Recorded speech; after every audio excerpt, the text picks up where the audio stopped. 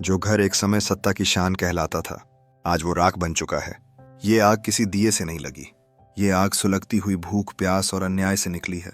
ये आग उन माँ बाप के आंसुओं की है जिन्होंने अपने बच्चों को भूखा मरते देखा, और उसी वक्त देखा कैसे उनका नेता करोड़ों की गाड़ियों में बैठकर ऐश करता रहा।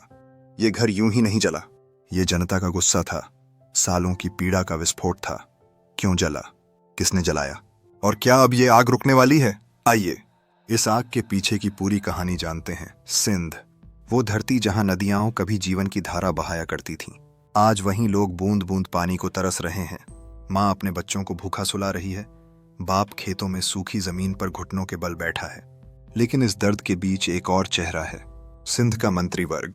महलों जैसे घरों में, विदेशी गाड़ियों में, बेशुमार दौलत के ढेर पर बैठा वो वर्ग जो जनता के पैसे से ऐश कर रहा है।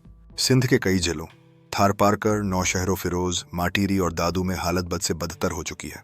न पीने का पानी, न खाने का अनाज। बच्चे कुपोषण से मर रहे हैं। बूढ़े खेतों में प्यास से दम तोड़ रहे हैं।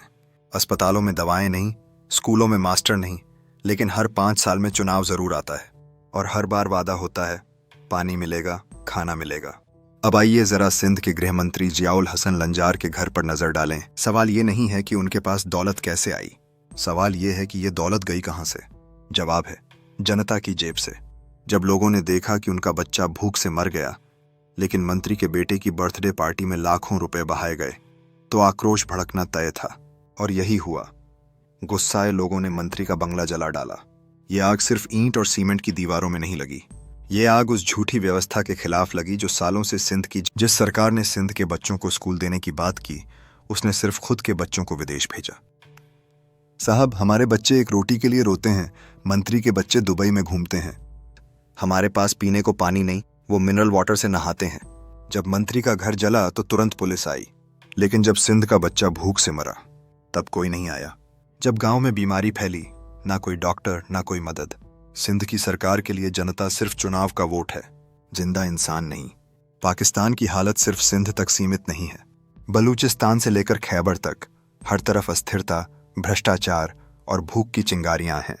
लेकिन सवाल ये है, या फिर नेताओं की लूट के नीचे ये मुल्क एक दिन खुद ही जल जाएगा?